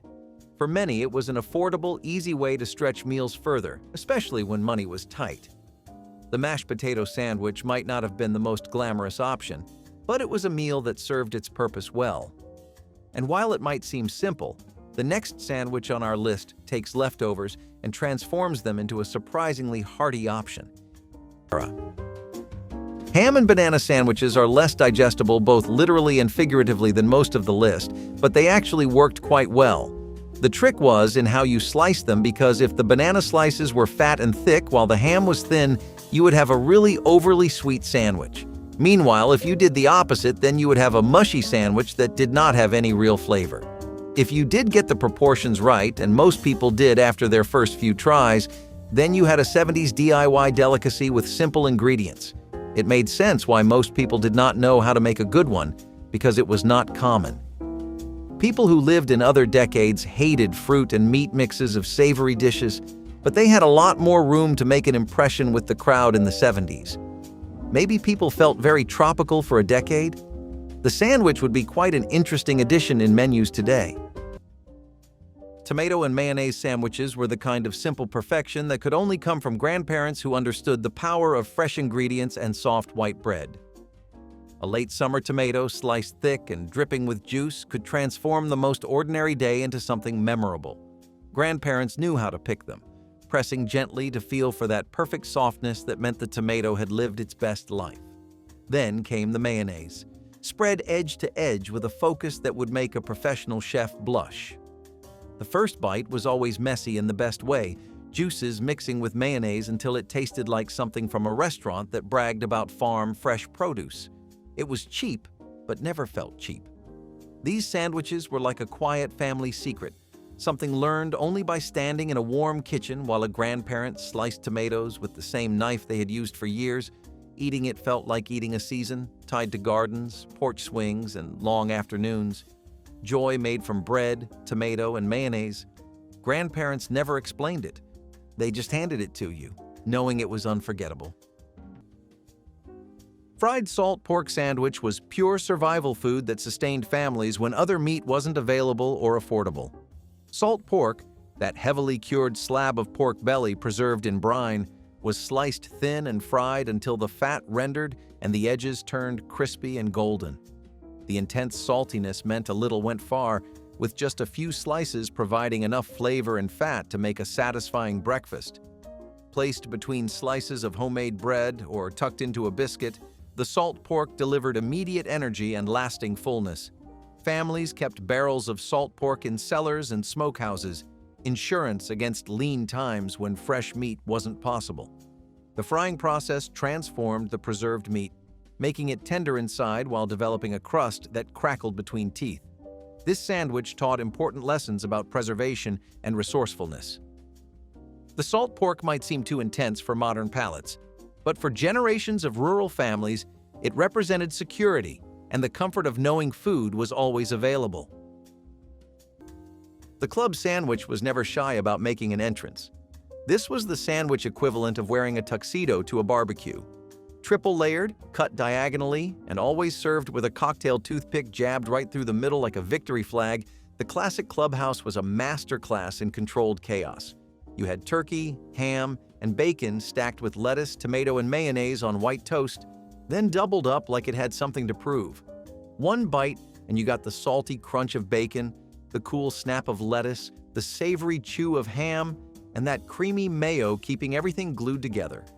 It was tall. It was filling. It was an edible tower of American lunch pride. You could find it at diners, roadside motels, airport cafes, and your Aunt Linda's house on a Sunday afternoon. No one ever finished a club sandwich without looking like they'd just solved a puzzle. Picking it up was half the battle. Eating it cleanly? Impossible. But satisfying? Always. This was the sandwich you ordered when you wanted to feel like you were doing something important.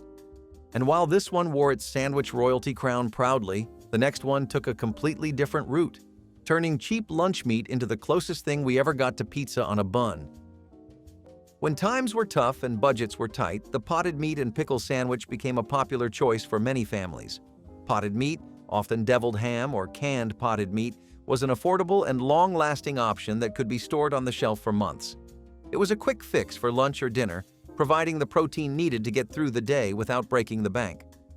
The key to this sandwich was the addition of pickles, which added a sharp, tangy crunch that perfectly complemented the rich, salty meat. The pickles cut through the richness of the potted meat, bringing balance and an extra layer of flavor to the sandwich. Combined with the soft bread, it created a hearty, satisfying meal. While the sandwich might not have been gourmet, it was practical, affordable, and filling. Potted meat, though not glamorous, was a staple in many households during difficult times because of its long shelf life and low cost. The pickles, often a pantry staple, brought a much-needed contrast to the meat, giving the sandwich a bit of freshness and bite.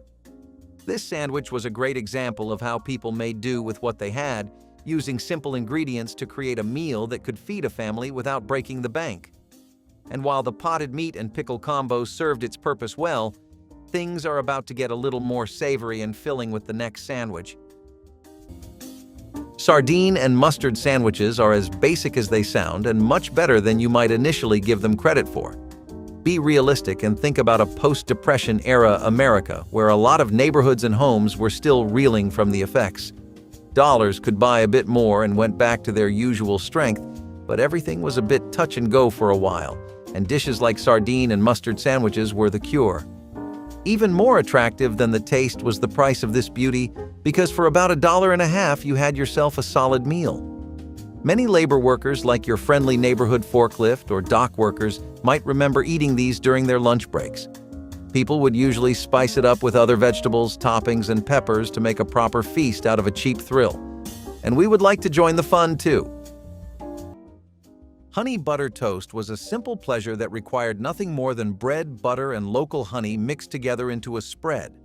The honey and butter were blended until smooth, creating a spread that was both sweet and rich, melting instantly on warm toast.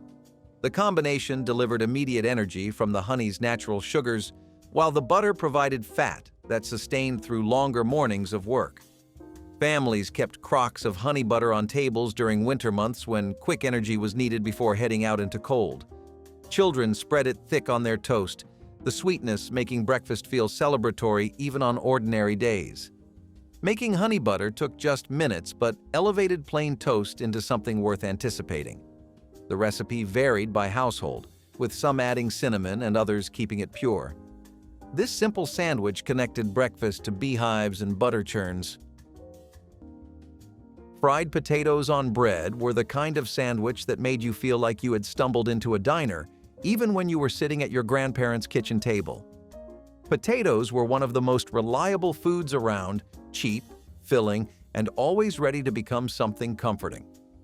Grandparents would slice them thin or cube them small, fry them in a pan until they were crisp on the outside and soft on the inside, and then pile them between slices of warm bread. Sometimes they added a little salt, sometimes a little pepper, and sometimes whatever leftover fat they had in the pan to give it that extra restaurant flair. It was simple, but it ate like a full meal. The sandwich was heavy in the best way, warm, golden, and satisfying from the first bite to the last. You could hear the potatoes sizzling long before you sat down, and that sound alone told you that something good was coming your way. This was the kind of food that filled your stomach and your memory at the same time. It tasted like early mornings, like long afternoons, like comfort without cost. Grandparents understood that potatoes could be transformed into a dozen different meals, but this one always felt special. It had that diner-style nostalgia, that roadside cafe charm, even though it was made with nothing but potatoes, bread, and a little bit of time. Fried potato sandwiches were cheap, sure, but they carried a kind of richness you could not put a price on. Sorghum biscuit was the mountain sweetener's answer to fancy breakfast pastries, featuring that thick amber syrup poured over hot split biscuits. Sorghum, pressed from tall cane stalks grown in Appalachian hollows, had a distinctive flavor that was earthier and less refined than molasses or honey. The syrup was drizzled generously over buttered biscuits still steaming from the oven, pooling in the bread's soft interior. Children licked their fingers clean after every bite, savoring the mineral-rich sweetness that no store-bought syrup could match. Families grew their own sorghum cane and pressed it at community mills each fall, creating enough syrup to last through winter. The flavor carried hints of smoke and grass, a taste that connected people directly to the land they worked. This sandwich required nothing fancy, just fresh biscuits and homemade syrup. Yet it delivered satisfaction that modern breakfast treats cannot replicate. Sorghum biscuits represented self-sufficiency and the pride of producing your own sweetness. Now we are talking classic. Corned beef and coleslaw on seeded rye is one of those sandwiches that knew how to make an entrance without raising its voice. You would find it wrapped in wax paper at your local deli or sitting proud on a tray next to a pickle spear and a bag of chips. The corned beef was thin sliced but packed with punch, salty, tender, and just fatty enough to remind you this was not diet food. Then came the slaw. Not too creamy, not too dry, with just the right crunch to cut through the richness of the meat. Pile that high between two slices of seeded rye, sturdy, peppery, with that classic bite, and you had something special. This was the kind of sandwich that told you to sit down and take your time. It did not rush. It did not play games. It was the kind of thing you ordered when you wanted to feel like an adult, even if you were still wearing platform shoes and listening to disco on cassette. Deli counters made legends, and this one was a heavy hitter. But if corned beef was too bold for your taste, there was always its milder cousin, the quiet, sweet-talking ham salad that somehow became a staple without anyone noticing. If you've ever had an egg salad sandwich, you might think you know what's coming with the chopped egg and vinegar sandwich. But this isn't your average egg salad. Instead of the usual mayonnaise, this sandwich relied on vinegar or mustard to give the eggs that tangy kick. Hard-boiled eggs were chopped up, mixed with the vinegar or mustard, and spread between two slices of bread. It wasn't the most luxurious meal, but it was cheap, filling, and had a sharp, tangy flavor that worked wonders. It was a makeshift egg salad, but it did the job when you needed something simple and satisfying. The vinegar or mustard added just enough zing to make the sandwich stand out. And while this might have been a favorite for some, the next sandwich is all about taking those beans you've got left over and turning them into something great. As grim as the name might sound, peanut butter combined with mayo was quite a hit back in the day. In America, kids would often have this at 7 a.m. before school as breakfast they could easily put together. The sandwich was especially popular in the 30s to 60s as it was cheap and filling. Much like other sandwiches in the list, the peanut butter and mayo combination was also a product of the Great Depression. The mayo provided generous proteins that would pair well with fats from the peanut butter. In a time of financial instability, people found this sandwich to be a great way to ensure intake of important nutrients. As financial situations improved in America, this sandwich was replaced by newer and rather better tasting options. Bacon grease toast was pure mountain efficiency, transforming yesterday's cooking fat into today's breakfast in under 3 minutes. After frying bacon, families saved the rendered grease in tin cans kept near the stove, ready for any cooking need. A thick slice of homemade bread would be placed directly in the warm skillet, absorbing the smoky bacon fat until the bottom turned golden and crispy. Flipped once, the bread emerged transformed, carrying the essence of bacon without requiring any actual meat. Some families sprinkled salt or sugar on top, depending on preference. Others ate it plain, letting the rich pork flavor speak for itself. This wasn't poverty food in the shameful sense, but rather brilliant resourcefulness that wasted nothing. The bread's texture became extraordinary, crispy on the outside, yet soft within, infused with smoky richness. Bacon grease toast fed families during lean times and flush times alike, proving great breakfasts needed nothing more than bread and leftover fat. Ham salad was the sandwich that crept into your life without warning and just stayed. It was never flashy, never demanding, but it had a way of showing up when you needed it most. Diced ham, usually the leftovers from Sunday dinner, got chopped fine and tossed with mayonnaise, sweet pickle relish, and maybe a squirt of yellow mustard or a spoonful of Miracle Whip if you were feeling wild. It was smooth, creamy, with just enough tang to make you wonder why you did not eat it more often. Spread it thick on soft white bread. Throw on a lettuce leaf if you're trying to be classy, and you had a sandwich that felt like summer picnics and small-town potlucks. It tasted like home. Like old Tupperware containers pulled from the fridge and packed into a picnic basket with a bag of chips and a slice of pie wrapped in foil. No one ever called it their favorite, but no one turned it down either. That is the magic of ham salad. It stayed in the background, steady and familiar. But not every sandwich played it safe. Some brought the heat, and maybe a little spice from south of the border. When it comes to using leftovers in the most creative way, The spaghetti sandwich is a prime example of resourcefulness. After a hearty meal of spaghetti, rather than letting any leftover noodles go to waste, many families would stuff the cold or reheated pasta between slices of bread, creating a sandwich that was both filling and practical. The beauty of the spaghetti sandwich lay in its simplicity. There was no need for additional ingredients, just pasta and sauce on bread, and that was enough to provide sustenance. Whether it was enjoyed cold or warmed up in a skillet, this sandwich made use of what was already prepared, turning leftovers into a whole new meal. It was a quick fix for lunch or dinner when funds were tight, and cooking from scratch wasn't an option. For many, the spaghetti sandwich wasn't just a meal, it was a way to stretch food further, especially during times of scarcity. The bread helped soak up the sauce, while the pasta provided a comforting, hearty filling. It wasn't a sandwich you'd see at a fancy restaurant, but it served its purpose well, turning a simple leftover dish into a satisfying, portable meal. It's the kind of meal that may sound odd to some, but to those who lived through hard times, it was a tasty and practical solution. When you needed to fill up and didn't have time or money for anything else, the spaghetti sandwich got the job done. And if you think spaghetti on bread is a simple fix, wait until you see what's next. Spam and pineapple sandwiches, on the other hand, are a Hawaiian invention that makes some stomachs less audible. On the other hand, if you are anything like us, then maybe the blend of spices, fruits, and canned pork and ham will create a unique flavor trip for you. Spam and pineapple sandwiches in the state of Hawaii would usually be accompanied with things like mango slices or mango chutney, peppers, chili pastes, and fresh coleslaw.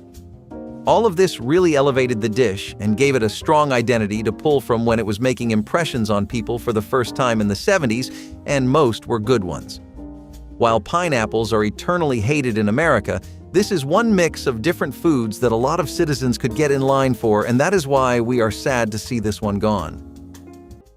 Fried Spam sandwiches were a triumph of thrift, the kind of meal grandparents made when they wanted something hearty that seemed more expensive than it was. Spam might have come from a can, but once it hit the frying pan, it transformed completely. The edges caramelized, the slices crisped up, and the flavor deepened into something savory and rich, almost like a specialty meat you would order in a casual restaurant.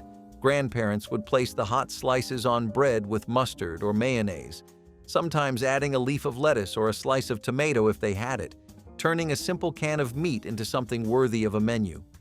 The sandwich was salty, satisfying, and unforgettable. It tasted like the kind of food people made when they refused to let frugality limit flavor. Fried Spam sandwiches were popular because they delivered comfort without costing much at all. They had that diner-style taste, that hot griddle energy, even though they were cooked on modest stovetops. Grandparents mastered the art of making canned meat taste like the best thing you had eaten all week, and Spam sandwiches were their shining example. Peanut butter and honey biscuit was a protein-packed breakfast that appeared on Southern tables once peanut butter became widely available in the early 20th century. The combination seemed simple enough: creamy peanut butter spread on a warm split biscuit with local honey drizzled over top. But the flavors worked together in ways that transcended their humble origins. The peanut butter's richness was cut by honey's floral sweetness, while the tender biscuit provided the perfect neutral base. This sandwich delivered sustained energy that lasted through long mornings of farm work or school lessons. Families kept jars of peanut butter in pantries alongside honey from local beekeepers, two affordable ingredients that together created something genuinely satisfying. Children especially loved this combination, the sweetness making breakfast feel like a treat while the protein kept hunger away until noon. The sandwich could be assembled in under a minute, perfect for busy mornings when time was precious. Shrimp salad rolls were the fancy cousin who only showed up at baby showers and bridal brunches, but when they did, they made sure you noticed. These sandwiches were served cold, creamy, and full of old-school charm. Chopped shrimp got mixed with mayonnaise, a little diced celery for crunch, and maybe a squeeze of lemon juice if the recipe came from someone who read food magazines. The mix got spooned onto a buttered roll, soft, pillowy, and lightly toasted if you were lucky. It was rich but light, simple but elevated. You were not scarfing it down with fries and soda. No, this one came with iced tea in a glass and maybe a napkin folded just right. It was the kind of sandwich that made you sit a little straighter. Perfect for luncheons, community cookbooks, and any moment where finger foods and floral plates were involved. But here is the thing, it was good, really good. The shrimp brought just enough sweetness. The celery kept it from being too heavy, and the bread soaked it all in without falling apart. It was a sandwich that whispered luxury in a decade where not much else did. And if shrimp salad was for special occasions, the next sandwich took something sacred, Thanksgiving dinner, and made it work any day of the week. The grapefruit and sugar sandwich is a unique creation that came about during times of wartime rationing, especially in Florida, where grapefruits were abundant. During the period when fresh fruit was hard to come by and people were making do with what they had, this sandwich became a surprising treat. The process was simple. Segments of tart grapefruit were placed between slices of soft bread and generously sprinkled with sugar. The sweetness of the sugar helped to balance out the sharp, tangy flavor of the grapefruit, creating a sandwich that was both refreshing and satisfying. While it might sound unusual today, this combination provided a way to enjoy citrus without the need for expensive or hard-to-find ingredients. Cucumber and cream cheese sandwiches were the kind of quiet elegance grandparents brought to the table without ever calling it fancy. They would slice cucumbers thin enough to catch the light and spread cream cheese on soft bread with a steadiness that made it feel like a small treat. The cool crunch mixing with the creamy layer created a sandwich that tasted refreshing and clean. The sort of thing you might expect at a tea room even though you were sitting in a modest kitchen. Grandparents knew how to elevate simple ingredients, turning inexpensive food into something that felt peaceful and a little indulgent.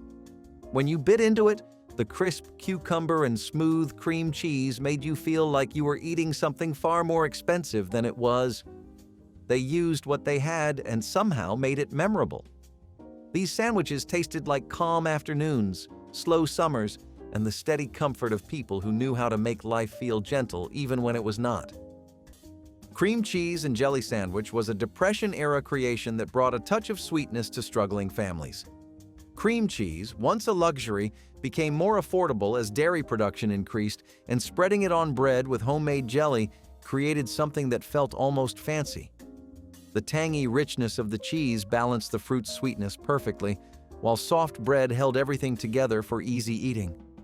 Children adored this combination, the creamy texture and sweet flavor making breakfast feel like dessert. Mothers made it quickly on rushed mornings, knowing their children would eat it without complaint. The jelly was often homemade from berries picked in summer, preserved in jars that lined pantry shelves through winter. This sandwich represented ingenuity and the determination to make children happy even during hard times. The combination endures today because it genuinely works, the flavors complementing each other in ways that satisfy both young and old palates alike. Let's be honest, pimento cheese spread does not sound like the kind of thing that would stick with you.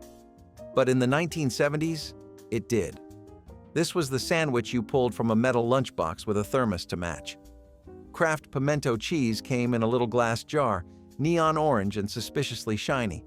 Spread it onto white or wheat bread, top it with a layer of sweet pickles, and what you got was a flavor combo that somehow tasted like home. The creaminess of the cheese, the vinegary bite of the pickles, and that soft bread just soaking it all in, it hit differently. No toasting, no grilling, just a cold sandwich, plain and proud. It was a sandwich that looked like it was made in 5 minutes because it probably was. But that was the whole point. It was easy, cheap, and oddly comforting. You saw it at picnics, in school bags, and on paper plates at neighborhood block parties. And while it might not be the most elegant thing on this list, it never pretended to be anything it wasn't. But if you were feeling brave or just really nostalgic, the next sandwich took a sharp left into strong flavors, bold textures, and a rye bread that meant business. The sandwich was especially popular in Florida, but spread northward as families across the country sought ways to make the most of their limited resources. It wasn't about luxury, it was about making do with what you could find. The grapefruit added a rare burst of freshness, something that was much appreciated when fresh produce was often scarce. Whether eaten as a snack or a simple dessert, This sandwich was a quick and easy way to incorporate fruit into the diet without spending too much. The grapefruit and sugar sandwich wasn't for everyone, but for those who grew up with it, it's a nostalgic reminder of how inventive people could be when food was hard to come by. But if you think this sweet and tangy creation is odd, wait until you see the next sandwich on our list, where the flavor combination gets even more surprising. Slaw sandwiches were the kind of meal that seemed unusual until you took one bite and realized how brilliant grandparents really were. Homemade coleslaw with its crisp cabbage, sweet carrot shreds, and creamy dressing made the perfect filling for a cool, refreshing sandwich that cost almost nothing. The slaw soaked slightly into the bread, softening it just enough to make each bite blend together like a salad and a sandwich all in one. It was crunchy, tangy, creamy, and surprisingly filling. Grandparents loved meals that stretched ingredients, and slaw was one of those dishes that could be made in large batches with very little money. Turning it into a sandwich just made sense. It was the taste of summer picnics. Sawmill gravy biscuit was the quintessential Southern breakfast. Thick white gravy ladled over a split buttermilk biscuit that could be eaten with hands or fork. The gravy started with meat drippings, usually from sausage or bacon, mixed with flour to create a roux that thickened as milk was slowly added. Black pepper provided heat and visual interest, the dark specks scattered through the creamy white sauce. Split biscuits were arranged on plates as the gravy was spooned generously over top, the bread absorbing the rich sauce while maintaining enough structure to be picked up and eaten. This wasn't a sandwich in the traditional sense, but rather an open-faced creation that satisfied hunger like nothing else could. Sawmill workers and loggers depended on this hearty breakfast to fuel brutal physical labor. The gravy stretched a small amount of meat into a meal that fed entire families, proving that ingenuity and skill could multiply resources. The turkey and cranberry sandwich was a straight-up post-holiday miracle. For decades, it was the unsung hero of Thanksgiving leftovers. But somewhere in the 1970s, it graduated. This was no longer just a thing you threw together on Black Friday. It became a deli menu regular, a cold-cut superstar. Thinly sliced roast turkey, piled high on hearty sandwich bread, usually with a swipe of mayonnaise or stuffing if you were lucky. Then came the game changer, cranberry sauce. Not the fancy kind either. We are talking about the jiggly canned stuff that still held the shape of the tin. Spread it on thick and it brought a tart sweet punch that made the dry turkey sing. The contrast of savory meat with that jammy cranberry hit your mouth like a leftover-themed love letter. And the best part?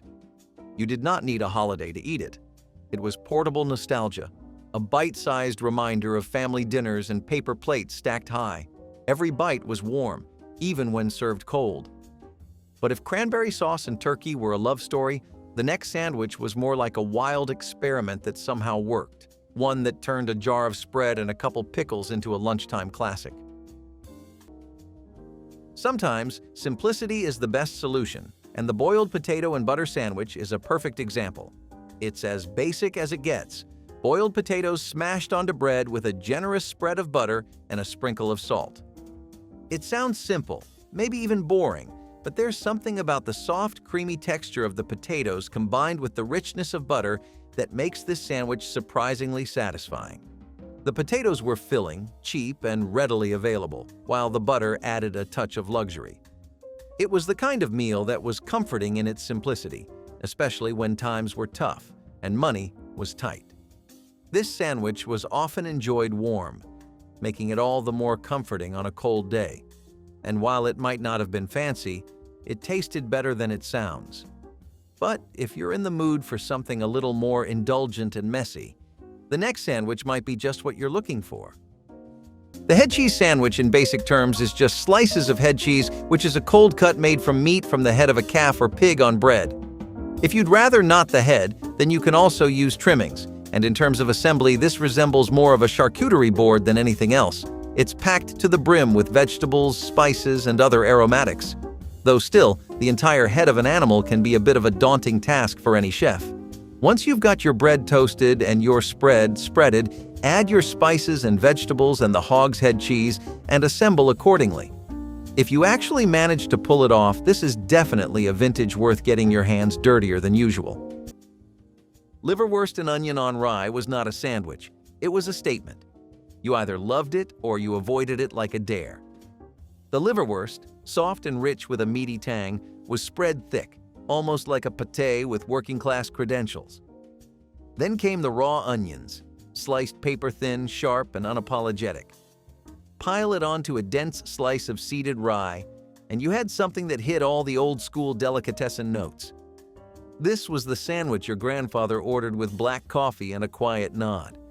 It was earthy, bold, and not even trying to please everybody. The rye gave it a chewy backbone, the onions brought the fire, and the liverwurst, well, it brought back memories. German, Polish, and Jewish communities kept this sandwich alive and thriving well into the 1970s, and for good reason. It filled you up, it had depth, and it never held back. Even if you were not totally into liverwurst, odds are you tasted it at least once and remembered exactly where you were when it happened. And if liverwurst was old-world bold, then the next sandwich brought the southern backyard flavor, with just a hint of sweet sauce and a soft roll to tie it all together. Potato biscuit sandwich was a filling breakfast that stretched precious flour by adding mashed potatoes directly into the biscuit dough. The potatoes made the biscuits tender and moist, with a slightly sweet flavor that distinguished them from regular biscuits. These were split and filled with whatever the family had available, from fried eggs to country ham to simple butter and jam. The potato content meant these biscuits stayed fresh longer and provided more sustenance than flour-only versions. Farm families especially valued this recipe because potatoes were plentiful from root cellars while flour had to be purchased from general stores. Children often couldn't tell the difference from regular biscuits, making this an easy way to stretch ingredients without complaints at the breakfast table.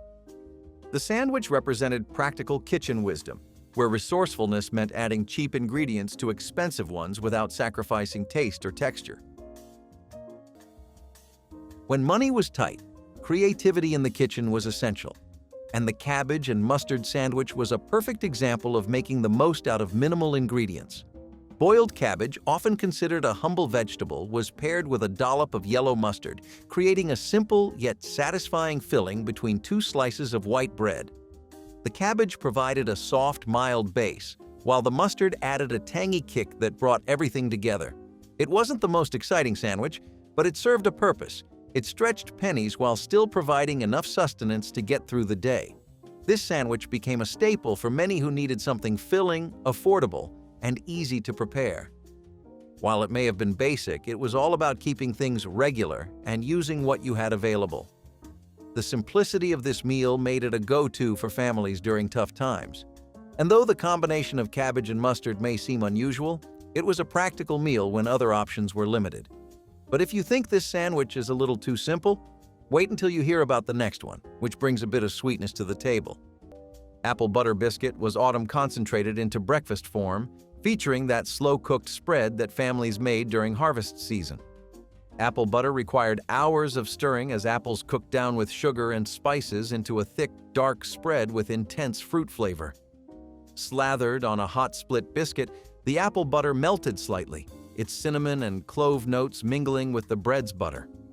This sandwich tasted like fall mornings and orchard work, connecting families to the seasonal rhythm of rural life. Making apple butter was often a community event, with neighbors gathering around large copper kettles to take turns stirring.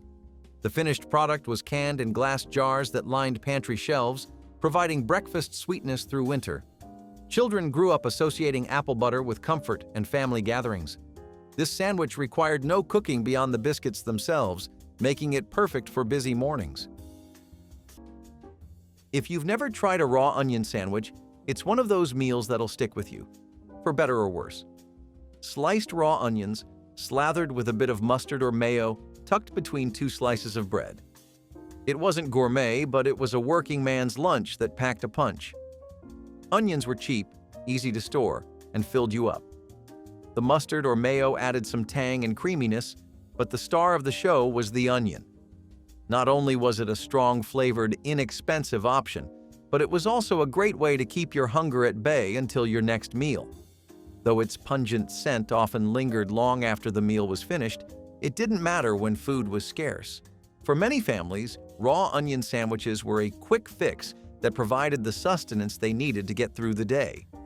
But if you think this is as bold as it gets, just wait until you hear about the next sandwich. Molasses butter biscuit was a sweet morning treat that sustained generations of children heading off to school or fieldwork. A fresh biscuit, still warm from the wood stove, would be split open and spread generously with butter that melted instantly into the crumb.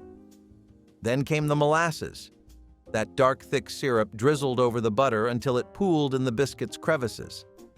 The combination created something between breakfast and dessert, the butter's richness cutting the molasses' intense sweetness. During hard times when sugar was expensive, molasses served as the sweetener of choice for rural families across the South. Children wrapped these sandwiches in cloth napkins, carrying them to one-room schoolhouses where they provided energy through long morning lessons. The taste was bold and distinctive, nothing like the mild sweetness of modern pastries. This sandwich represented care and creativity, proving that even the simplest ingredients could make mornings feel special. Sardine and cracker sandwich was a portable breakfast that required no cooking and could be assembled anywhere there was a flat surface. Canned sardines packed in oil or mustard were laid on saltine crackers and eaten in quick bites that provided protein and fat for the morning ahead. The combination might seem strange for breakfast, but for fishing communities and coastal families, sardines were as natural a morning food as eggs. The fish provided omega fatty acids and sustained energy, while the crackers added crunch and carbohydrates. This sandwich could be packed in lunch pails and eaten cold hours later without losing appeal. Families kept canned sardines in pantries as insurance against mornings when nothing else was available or when there was no time for cooking. The saltiness satisfied cravings while the protein kept hunger away until noon. Children grew to appreciate this breakfast through repeated exposure. When the budget was tight and even jam or jelly was out of reach, butter and sugar sandwiches came to the rescue. It was as simple as it sounds: a thick layer of butter spread on white bread, then topped with a generous sprinkle of sugar. For many, this became the go-to treat, especially during the Depression. It was sweet, satisfying, and didn't require much in terms of ingredients. The butter added richness, and the sugar gave it a touch of sweetness, making it feel like a real dessert, even if it was just a way to fill the stomach when times were tough. The best part? It was incredibly cheap to make, and you didn't have to go hunting for expensive ingredients. Families would often have this as a snack or even as a light dessert to end the day. Despite how simple it seems, there's something comforting about its humble sweetness. But as simple as butter and sugar may be, it's about to get even simpler with the next sandwich on our list. Cheese toast was a quick breakfast that transformed ordinary bread into something rich and satisfying with nothing more than heat and dairy. A thick slice of cheese, usually whatever hard cheese the family had on hand, was placed on bread and held near the fire or placed under a stove lid until the cheese melted and began to bubble. The result was bread with a golden, slightly crispy cheese topping that stretched and pulled with every bite. Some families added a sprinkle of pepper or a dab of mustard before melting. Others kept it simple, letting the cheese speak for itself. This sandwich cost almost nothing extra, since cheese was often homemade from surplus milk. The preparation took barely 3 minutes, yet delivered protein and fat that sustained through morning chores. Children adored cheese toast because the stretchy melted cheese felt almost like playing with food. The sandwich proved that breakfast didn't need complexity to feel genuinely special and satisfying. If you've ever had creamed corn, you know how rich and flavorful it can be. Now imagine spreading it onto bread for a sandwich. That's exactly what the creamed corn sandwich was. Canned creamed corn, drained just enough to prevent it from being too watery, was spooned onto toast or bread.